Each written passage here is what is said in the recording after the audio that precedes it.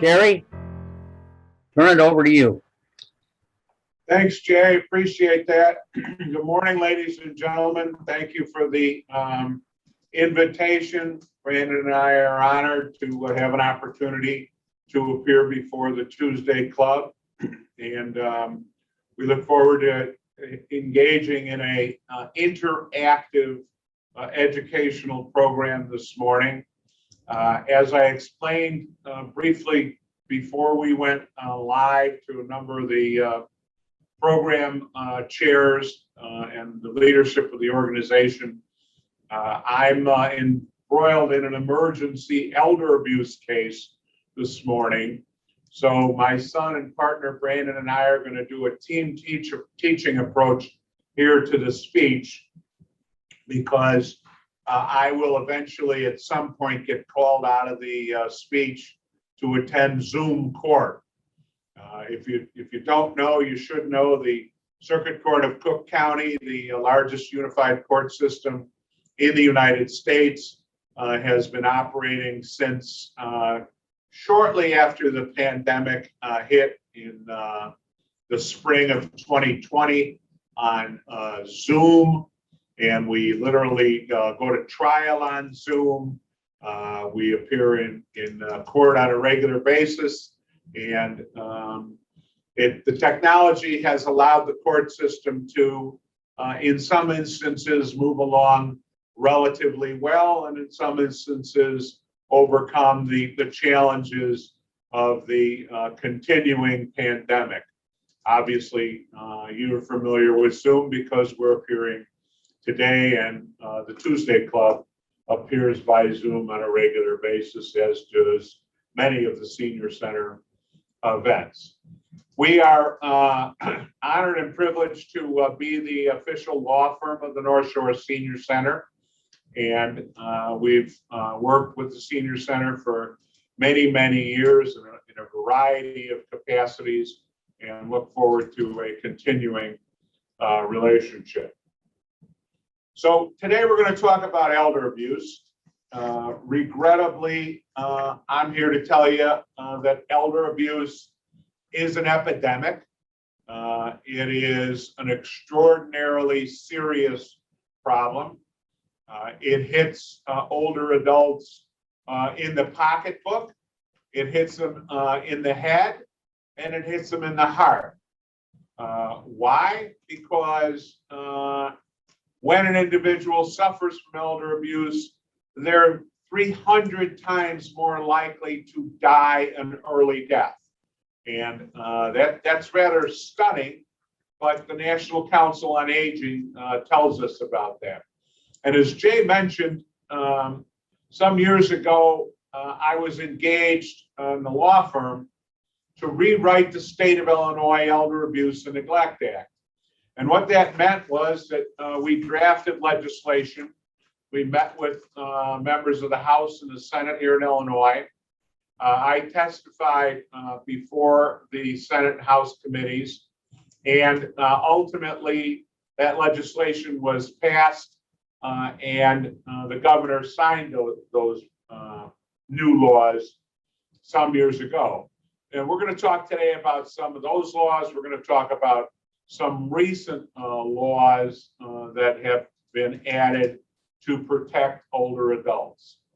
So, Lauren, let's take it away. So, dishonest people plus some type of cognitive impairment yields financial exploitation. And of course, dementia comes in a lot of different forms. It comes certainly from Alzheimer's disease. It often comes from a stroke, comes from Parkinson's disease, and maladies of that nature.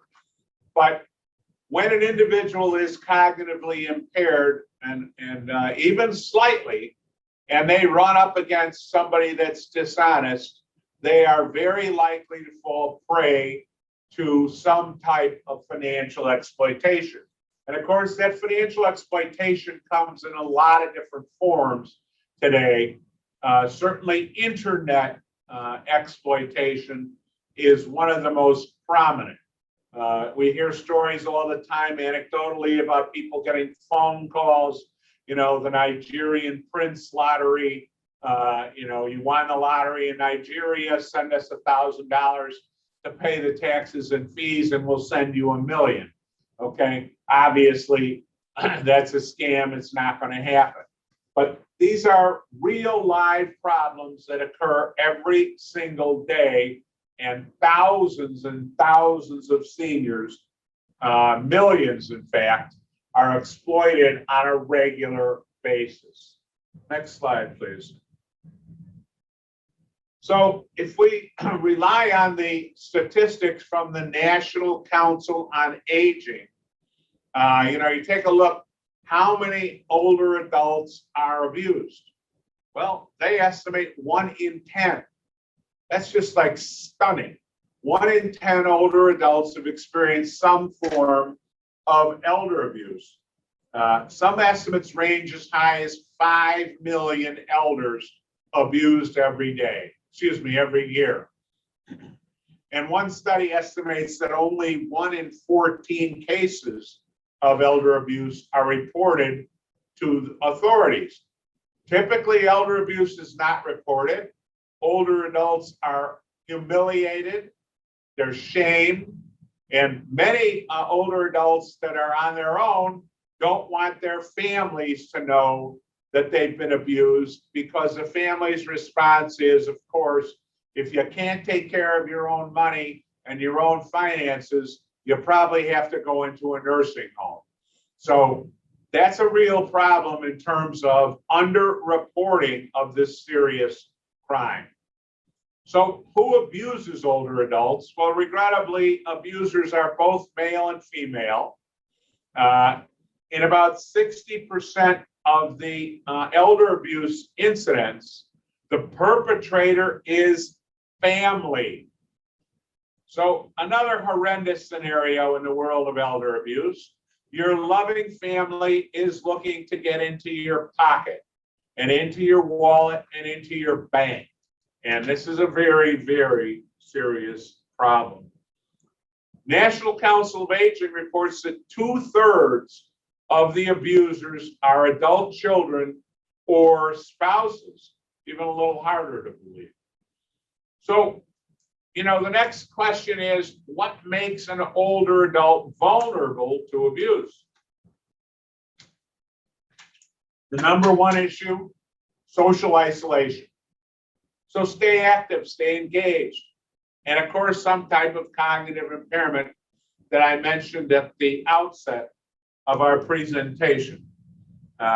Recent studies show that nearly half of those people with dementia experienced some type of abuse or neglect, and that interpersonal violence occurs at a disproportionately higher rate among adults with disabilities. So this is a continuing problem. This is a nationwide problem. We should not think the North Shore is exempt from this problem. We are not. I can tell you that we are involved in many, many elder abuse cases in the northern suburbs on a regular basis. So what are the effects of elder abuse? Well, as I mentioned, elders that have been abused have a projected 300% higher risk of death compared to those that have not been mistreated. And while elder abuse is likely underreported, both financially and fraud, it's those that are, it's estimated it costs older Americans $36.5 billion with a B per year. And yet, obviously, for the reasons that I mentioned, it's not really reported that much. So what is elder abuse? Well, elder abuse comes in a lot of different forms. It includes physical abuse, emotional abuse, sexual abuse, exploitation, neglect, and abandonment. Lauren, would you please move to the next slide? Thank you. And let's move ahead.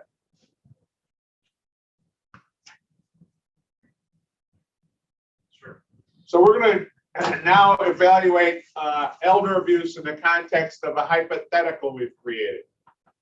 So the hypothetical goes as follows. Charlie and his wife Patty have been married for 40 years at the time of Patty's death a year ago. Charlie was CEO of a large company, received a generous compensation package when Patty passed and he retired.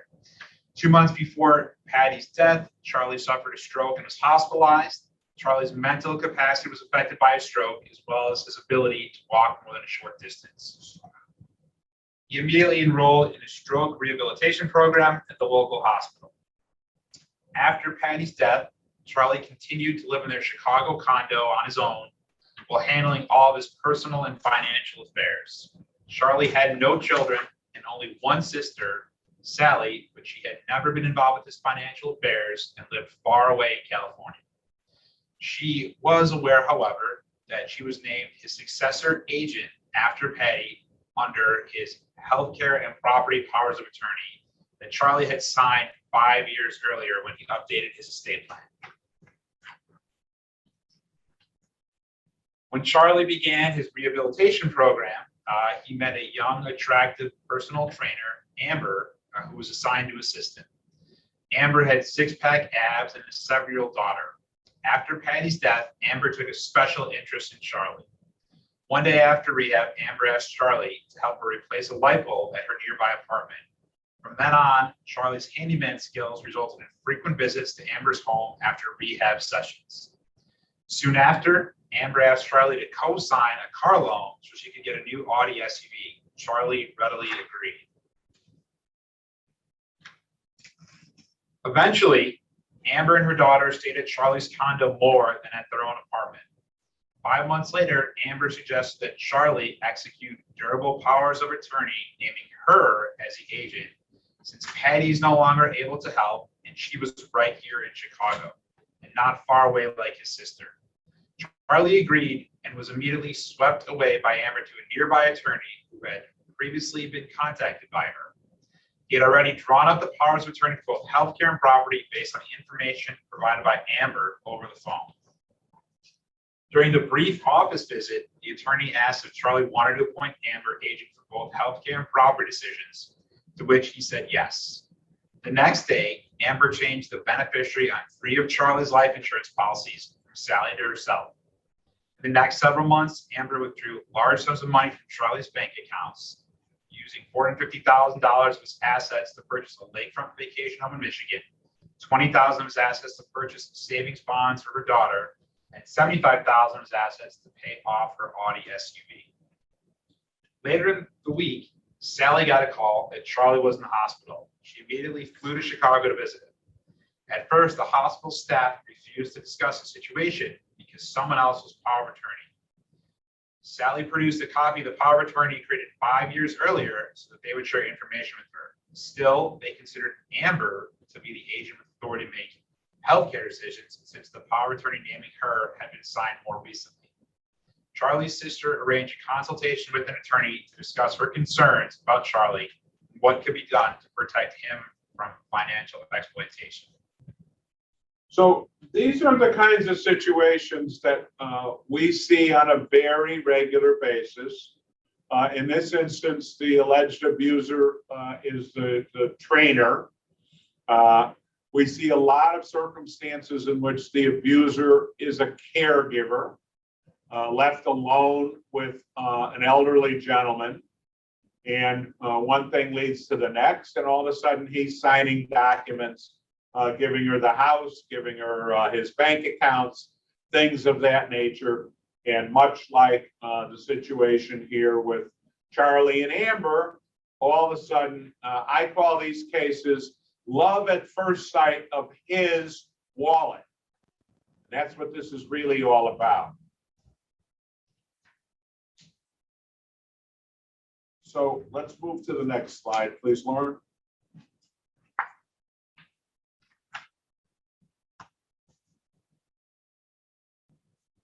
And before we go to the new federal law, in the hypothetical with Charlie and Amber, typically what we would do in these kinds of cases is we would have, if we can, get Charlie evaluated for his mental capacity.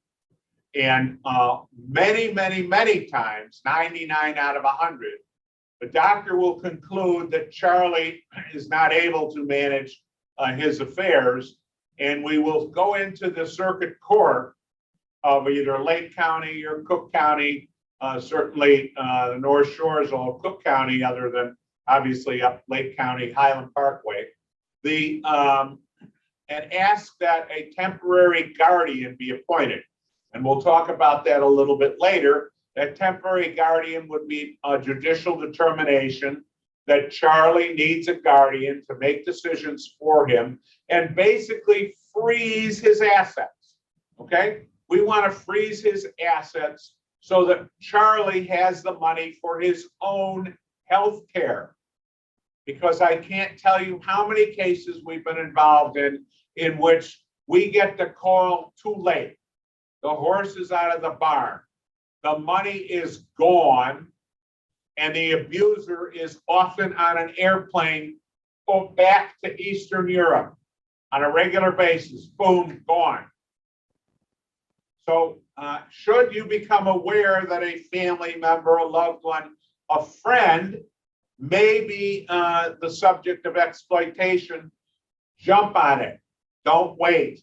Don't not get involved, because these cases move at a very rapid pace. The abusers are in the situation very quickly, and they want out very quickly. It's a hit and run for money on a big scale very quickly. We were involved in a case in which a fellow lost his wife. He went to church to mourn her loss. And the third week after she died, a woman, a very attractive young woman, sat down next to him. And again, I call it love at first sight of his wallet. And the first week she knew him, she took him to his stockbroker, his accountant, and she moved in to the marital home. Bingo. Instantaneously seeking access to his money.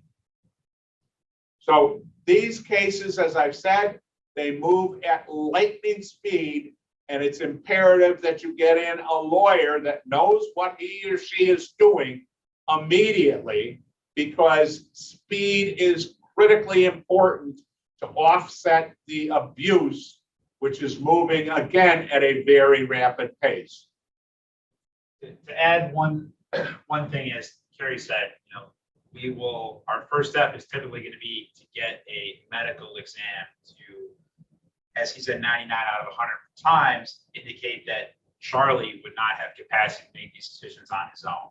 We know that some of the wrongdoing has happened, but as Kerry stressed it, we want to get in as contemporaneously as possible so that the medical report is timely and that we're not in a situation of asking the internal medicine or psychiatrist to roll back the clock more than maybe a few weeks, a couple months, so that the medical records and their analysis will support that the individual lacked capacity going back to the transactions at issue.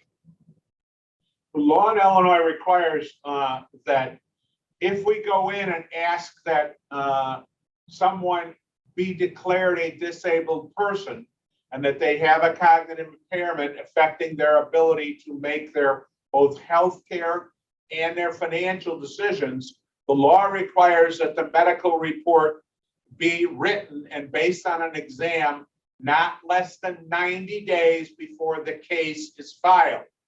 So as Brandon pointed out, the medical evidence needs to be contemporaneous with the ability and with the action to go in and protect this older adult. Again, protect this older adult from making their bad decisions as a result of an impairment, and make sure they have the money to pay for their own health care, to pay for their own living circumstance. So that's very important. So let's move ahead to the new federal law. Kerry, we have a question. Okay. There's actually two. I'm not sure about the first one. The first one is, as the executive director of the Jewish Child and Family Services, I was a mandated reporter for child abuse. Was I also mandated to report suspicions of elder abuse?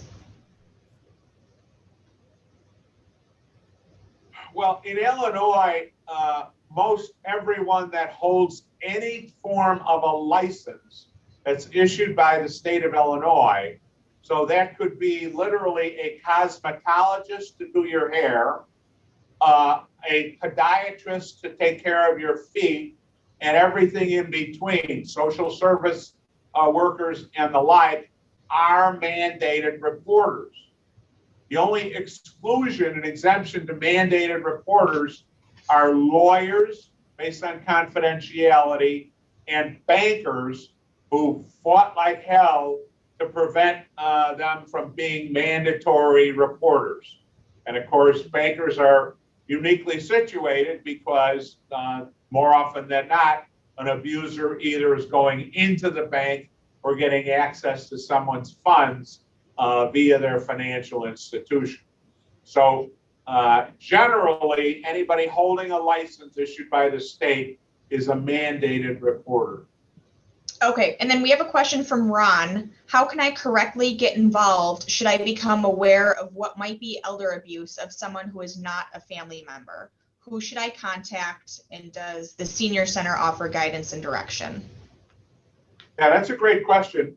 The answer is the senior center runs what's called an adult protective services unit. APS is the acronym, Adult Protective Services.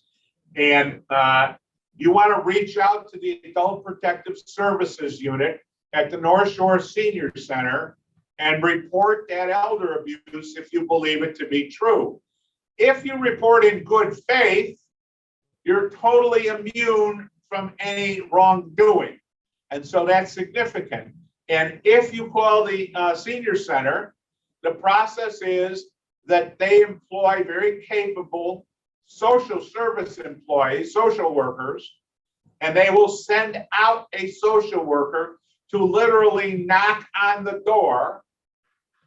Knock, knock, hi, we're the senior center, we're Adult Protective Services, and we'd like to talk to you, Mrs. Jones, about a report that you're being abused by the local handyman, or you're being abused by the local, somebody else. And in many instances, it's a terrific way to kick off an investigation. And it really is, in Illinois, is about the only way you can do it other than dial 911. And in general, you won't get a great response from 911 because they deal with exigent circumstances. So your entry point is the Adult Protective Services at the North Shore Senior Center. And that's really, I've had the pleasure, we've had the pleasure of representing them in a number of courtroom situations, very capable, competent people, and I would urge you to call them. Any other questions at this point, Laura? No, all good. Okay. So one of the things that you can do to protect yourself from financial exploitation is when you open a new account, or you can call your financial institution today and say, I want to add someone, I want to add a close relative, a close friend to my account, not to access my money, but to be what is called a trusted contact. So for example, if I have a stroke and I'm not able to manage my affairs and I'm not able to respond to bank inquiries regarding my assets in the bank, they are entitled to call my son. He does not have to be an owner. He does not have to be a signatory. He can merely be the trusted contact. And it's a terrific new innovation in the law that allows the financial institution, basically the cover, okay, to engage in confidential conversations with someone else about your money, all within the context of the law. What this kind of expanded upon, as people may be aware, for financial accounts, checking, savings, brokerage accounts, often you're able to grant individuals view-only access of the account so that they can view the transactions and see what's going on. But up until changes like this in the law, they would not have been able to discuss anything they saw with the financial advisor. Now, this gives, as Kerry said, the financial institution the cover to discuss that with them. And then, of course, they can discuss it with the principal owner of the account, whether it's their friend or relative. But they're not just kind of stuck or hamstringed by viewing it and not being able to have, the, again, contemporaneous information from the financial advisor. So let's move ahead, Laura. So we pretty much discussed this. A trusted contact is the person you rely on. You can use it with your bank accounts or your brokerage accounts. It's a good idea to pick someone other than the joint tenant that's on your account, because it kind of expands the ability of the bank to engage in communications for your protection. Next slide, please.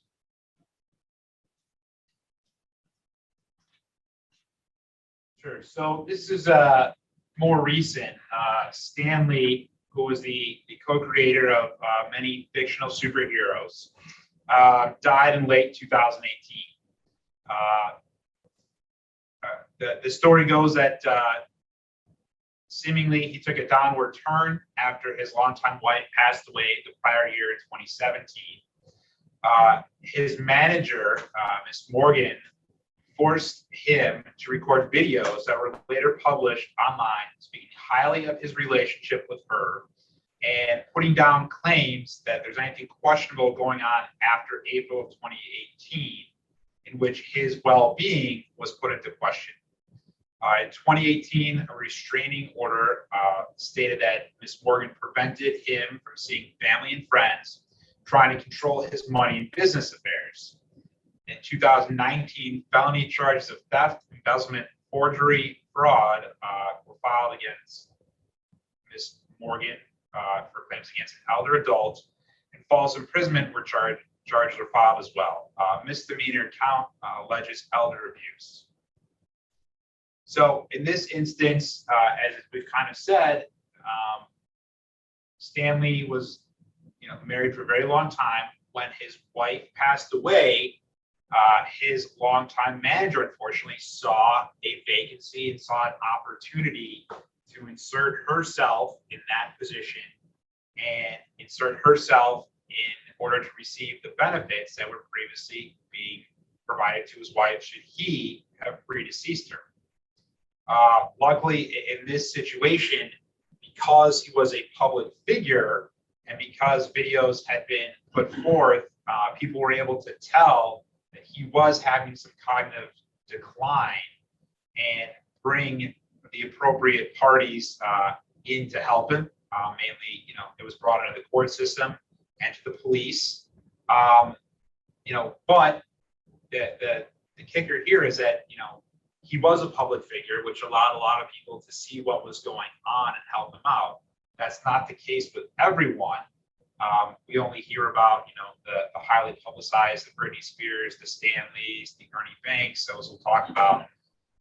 But that doesn't change the fact pattern, and it doesn't change the remedies that exist for everyone's relief. Okay, we have a couple of questions. Bob asks, if the abuser is a medical professional, is it of any value to contact the professional registry? Yes, definitely yes. Again, you can make the report to Adult Protective Services. They can contact the accreditation department for or the medical providers, whether it's the American Medical Association or someone else, it's definitely worth doing. Again, if you're doing this in good faith, there shouldn't be any backlash.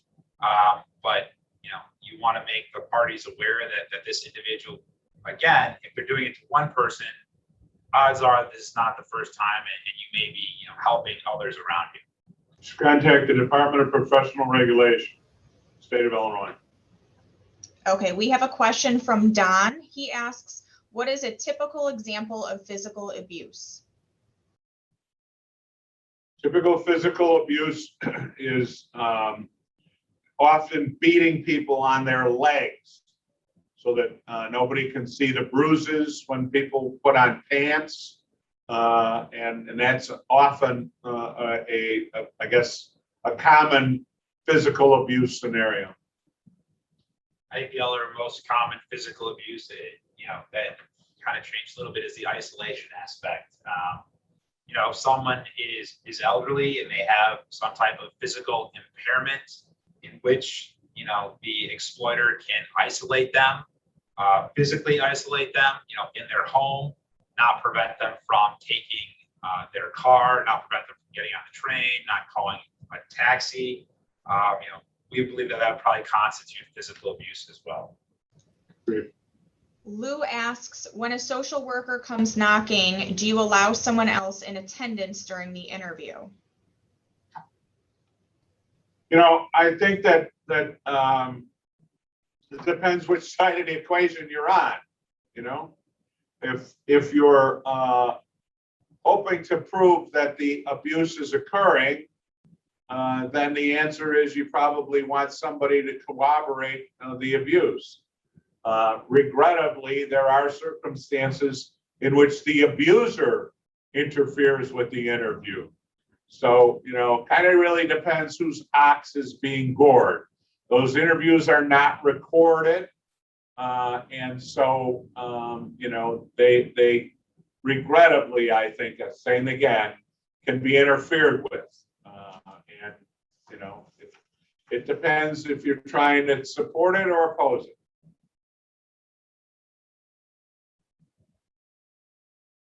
Anything else there? Not at the moment. Okay, let's move on.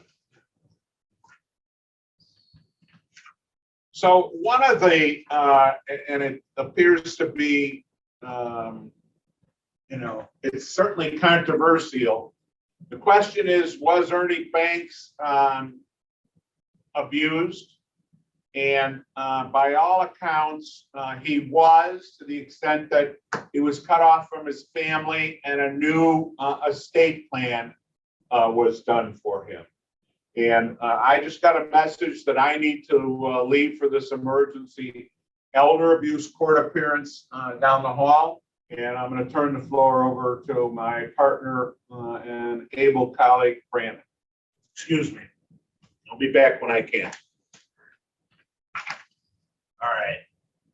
So continuing on with Ernie Banks, I'm sure some of you heard the case. This was a very, very publicized proceeding in the Circuit Court of Cook County. This took place in the decedent's courtroom. So the documents, in this case, unfortunately, did not come to light until Ernie passed away. What did come to light then was that 3 months before he passed away, new documents were created, giving his caregiver everything and excluding his family from his will and trust. The facts were that the caregiver prevented his children from speaking to Ernie the last few months of his life, and that based on the isolation and seclusion, the caregiver had the opportunity to create these new documents. So what was a big issue in this lawsuit in front of a decedent's judge was that when did Ernie's dementia start? How significant was it? And how did that weigh into when he signed the new documents? So as Kerry and I said earlier, the concept of the first step being that we need a medical report and that we want the medical report to be as contemporaneous as possible, along with any allegations of wrongdoing. That supports a case should it go to court, whether it be in guardianship and the individual is still alive, or whether the case is in the decedent's estate and the challenge is being made after that individual passed away. The opportunity exists, and we have done this many times, that you essentially have the concept of a forensic accounting applied to medical. So you can hire experts, mainly psychiatrists, who will do a forensic evaluation of an individual's medical records and then give their opinion as to when they believe that individual lacked capacity to execute powers of attorney, to execute a new will, to execute a new trust, to change the beneficiaries of their bank accounts. And they will go through, just like anyone else, and review hundreds and hundreds of pages of medical records and talk to witnesses if necessary, come up with their forensic evaluation of when at this point the individual could not make decisions. So in Ernie Banks' case, there were substantial records of when the dementia kicked in, and it helped to lead to a resolution amongst the caregiver and the family. Lauren, could we flip to the next slide? So Mickey Rooney was another very publicized situation. He and his wife unfortunately had food and water withheld by their stepson in order for the stepson to gain control of his financial affairs, which is obviously despicable behavior to begin with. This would not only constitute physical abuse, this would obviously be a violation of the law in many instances. The son purportedly got away with over $400,000 that was taken to him. In addition to withholding food and water in this case, he withheld Mr. Rooney's mail, his IDs, his passports, and then he was told that he didn't need these things, that it was none of his business. So again, as we talked about, it's not only here, we have the physical abuse, but we have the fact that he was restricting his ability essentially to leave the home and leave, the pressure that the step didn't have his passport, he didn't have access to his money or his wallets. What was he really going to do? He could leave the home maybe, but he wasn't going to get very far without anything personal or the ability to use any of his assets. So again, this is another highly publicized case, but it's worth noting that these are examples of fact patterns that people are aware of, and whether it's highly publicized or not, the remedies are going to remain the same. Laura, we can flip to the next one. So warning signs of financial exploitation, and this is obviously not all encompassing, but these are ones we see with large frequency, we'll say. Investment advice. Someone is now offering you investment advice. They previously were not in that role. They're offering you a deal that's too good to be true. An investment opportunity, or a dream opportunity that you'll give them some money, they'll turn it into, a 50% return within a couple months, and they'll put the money back, no harm, no foul. You have plenty of money in the bank, don't worry about it. Or as we talked about earlier, a claim that an individual has won a prize or a lottery, but that they have to pay taxes or fees before the money will be delivered. We unfortunately do see this. We have had clients of ours that have unfortunately fallen into this scam and this exploitation in the past, and literally have been requested to send cash inside the pages of magazines and newspapers to individuals in different states, individuals outside of the country. And they believe that they're doing the right thing. They believe that they're going to get something in return, or they believe that they are helping someone by sending this money. But in reality, they're getting nothing back. They're just getting a manipulator. They're being exploited. And at the end of the day, they've sent now cash, and it's very, very hard for us to track or try to recover that money.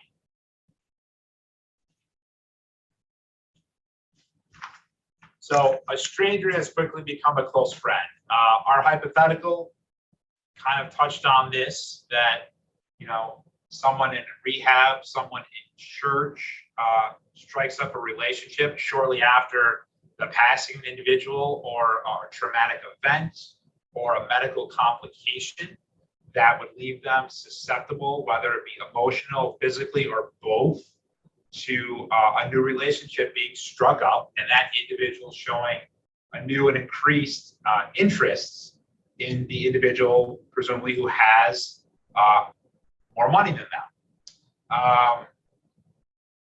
We often see older individuals suddenly marrying a new friend or another individual.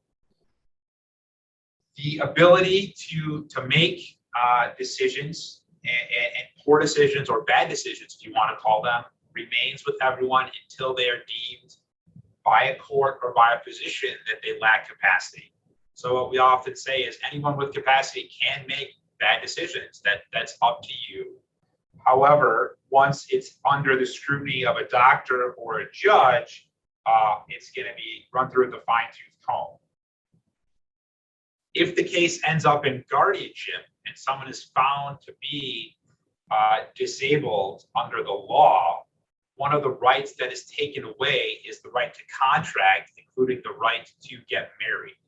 So if you have the ability, you know, if you talk to Adult Protective Services, or you talk to an attorney who specializes in this field, and you get into court and you raise this issue and a guardianship is established, it then prohibits that individual from marrying someone else, and then that individual saying, well, we're married, I'm entitled to certain assets under the law.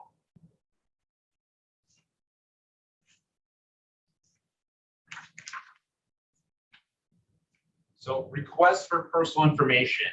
This comes up again with, unfortunately, very high regularity. Personal information, Social Security, pensions, bank accounts, investment accounts. When someone is all of a sudden interested in where your money comes from, who is the payee, who is the representative of your money, how is it being held, how is it being titled, if there are beneficiaries, can we see that? Those are all red flags for us that this person probably does not have your best interest at heart. A common fact pattern we see is that, you know, adult children or adult grandchildren get very interested in mom, dad, or grandma or grandpa's assets and start asking for this type of information. And then what we see is that they go ahead, once they have this information in their possession, they go ahead and make the changes to beneficiaries or to title of a home or to a bank account and add themselves on it. Now, they may do it because they don't think mom, dad, grandma, grandpa has the ability to do that. But more often than not, they do it so that they are then the beneficiaries of the money when the individual passes away. The last item on here is personal possessions. And this typically plays out when either an individual moves to an assisted living facility, a nursing home, or another location. And they leave their longtime home, they leave some stuff behind, and then it's no longer there when they go to get it. Or that they're suffering from some type of cognitive impairment now, and someone is preying on that and just taking items of value from the home during their lifetime. And the fact pattern again is, you know, they take an expensive piece of glass or expensive piece of art or expensive piece of jewelry, and when they're questioned about it, they just simply say, oh, you don't remember, but you gave that to me. And then the person is almost embarrassed to say, oh, I don't remember that I gave that to you, or I don't recall that I gave that to you, or, you know, are you sure? and they don't want to have that conversation with family. So, when these red flags come up, that things are disappearing from the home, or that they don't have a recollection of giving that away, the time has come to make an inquiry as to their ability to manage their own affairs. Doesn't need to go to court, doesn't need to go to Adult Protective Services. Does the power of attorney need to step in at that point? Or what can be done to protect that individual? We have a question. Sure. Elizabeth says, our house is under the irrevocable trust. The surviving spouse can't sell the house without my son's permission. Can a girlfriend or lover take out the money or home equity or any way without the son's permission? There's a lot to unfold in that question. It depends on the nature of the trust. If something is put in an irrevocable trust, obviously the trustee is turning everything over to the nominated beneficiaries of the document. The trust document itself would have to identify if money can be taken out, if the property ownership interest can be segregated, if it can be refinanced. So there's really not a clear-cut answer other than, you would probably want an attorney to review that irrevocable trust document to see what the ability of the multiple beneficiaries are in real time. So the next document is entitled the loan documents and legal papers. Again, these are big red flags for us when new documents are drafted. In the example we talked about with Charlie and the physical therapist, powers of attorney were drafted, estate planning documents were drafted, new wills and trusts. That's taking it to the extreme. What we see on a more superficial level, if you'll call it that, is someone being asked to co-sign a loan, co-sign a car loan, co-sign a refinance to a home. And with high frequency, the refinance to the home is a home that has already been paid off. So someone has been living in the home for years. They have no debt. It's a viable asset. It makes part of their net worth. And someone is now asking them to refinance the home and increase debt they never had to take out. I had this phone call actually yesterday, which the caller said, my brother got my mom, who has dementia, to refinance her house. She now is in default with the bank, and the home was paid off 15 years ago. And of course, mom doesn't have the money. Brother took the money, saying he needed it, but he never then made any payments to the bank. And now mom is on the hook for putting this money back. So that's kind of, the first layer.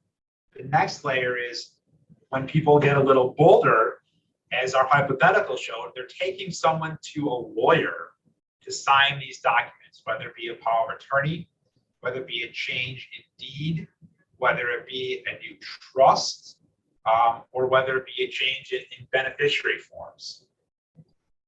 There is a higher standard for the execution of these documents, depending on what you want to accomplish. So for a will, we have testamentary capacity, which is that you have this moment of clarity under the law that at this point in time, you knew who your children were, you knew who your family was, you knew what your assets were, and that you could formulate a plan in your mind as to how the distribution of these assets went.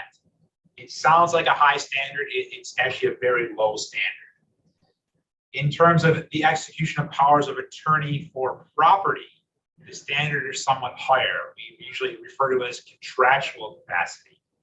That because you are giving your agent the authority to bind you and your finances, that we need to have a higher threshold here, and that the ability of that person is going to be evaluated more, I guess, in depth than for a will or for a trust.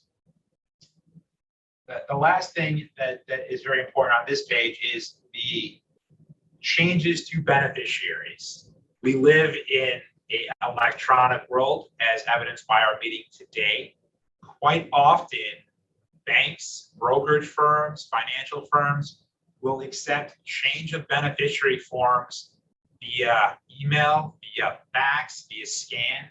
You download the document at your home, you sign the document, you indicate if you want to change a person, if you want to change the percentages that the person receives, and you submit that document to the financial institution. And if the financial institution has no reason to doubt the authenticity of the signature on it, or if they do it online, the change itself, that is the new beneficiary. And there are no shortage of those cases being litigated in the circuit court or by our office at this point in time. Again, a bank that you might not be going into doesn't know your cognitive impairments, doesn't know if this is what you want. And this is a very common scheme, an exploitation scheme, in which people are making these changes and then no one's going to find out about it until the individual is either disabled or, more commonly, the individual passes away, and then people go to collect the money and they say, wait, I was the beneficiary 2 years ago and now it's someone completely different. So that case is going to end up in courts, and that's a case where we want to be able to protect the individual when any of those red flags come up. Do we have someone in place that can make sure that all these assets are locked up, that they're secure, that the change of beneficiary or a new will or a new trust is not going to take place? Lauren, were there any questions popping up? We do. We have one from Bob. He said, you recommended contacting the Senior Center Adult Protective Services if one has suspicion of abuse. Isn't there an elder abuse hotline of the state, like there is a child abuse hotline? The answer is yes. The state you can call for the same reason. The way that the state is broken up is that there are 13 areas on aging or divisions on aging throughout the state of Illinois. The state essentially delegates authority to those 13 areas, and then those 13 areas on aging delegate authority further down. So in Cook County, we have the North Shore Senior Center, we have Catholic Charities, and we have a few others that are, I think, the predominant ones who would act as the adult protective services. You can call the state, but as they do delegate down, it would make sense to reach out to the one agency in your local community who is going to be probably better equipped to handle the individual. They may be more familiar with the circumstances, the people in the neighborhood. Maybe they've had interactions in the past. So I think that's probably a safer bet there. So tips to stay safe. We'll go through this briefly just so we can touch on guardianship as well. You want to protect your personal information. You don't want to give this out freely. Banks often say, we're not going to ask you for this information. No one's ever going to call and say, give me your social security number, give me your bank account number. Just like Medicare is not going to ask you for that information. Don't be intimidated by pushy marketing callers or pushy family members. If someone is pushing too far and you feel uncomfortable, the answer is just no. And with family, it's much tougher to say no, but that has to happen. If you can't say no, then after the conversation, if you're forced into something, you want to go talk to the senior center, a lawyer, your banker, or someone else who can help you out and kind of put a stop or start an investigation to what's going on. And if it sounds too good to be true, it probably is. We run into the situations of people being exploited, money being sent out of the country, which is difficult to get back in. And if someone's telling you that this is the best opportunity of your life, it's probably not. So, Lauren, if we could flip to temporary guardianship really quickly, as we're running out of time. As Kerry alluded to earlier, if we've identified a situation in which we believe someone is being exploited, and we need immediate relief, we can file what's called a temporary guardianship, in which we're going to file a petition with the circuit court of a county, Lake County, Will County, DuPage, wherever that individual may be, asserting that this is an emergency and that we need to go before the court within the next handful of days and have a lawyer appointed either for the respondent or a guardian ad litem appointed for the respondent, and so that the judge can then make a decision as to whether a temporary guardian needs to be appointed. As Kerry said earlier, with any court filing, we need a medical report that has been executed within the last 90 days that will support the individual's inability to make either financial or personal decisions. The judge here is not in a position to weigh the medical evidence, but they are in a position to make two findings here. One, based on the medical evidence that has been given to them, are they disabled? And they are going to just look at the doctor's report, look at the report of the court-appointed attorney or the guardian ad litem and say, yes, a doctor has concluded that this individual is disabled and needs a guardian. The second inquiry and decision they're going to make is, okay, now that we've determined a guardian is necessary, who is the appropriate party to be that guardian?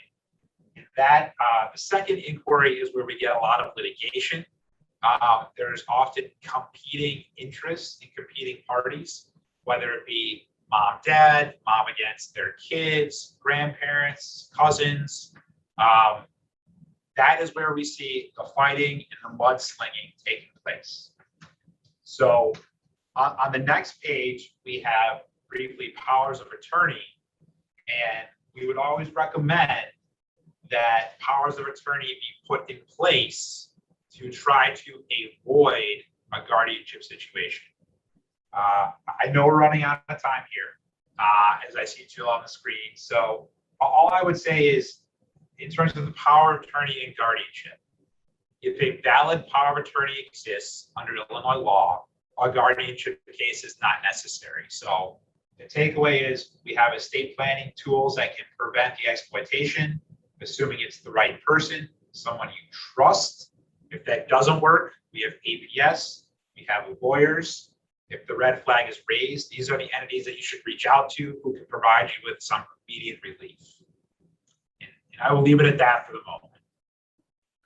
Well, I don't see anyone else waving their hands. I just want to say thank you again to Brandon and Kerry and Lauren for the slideshow. Very, very nice. Thank you.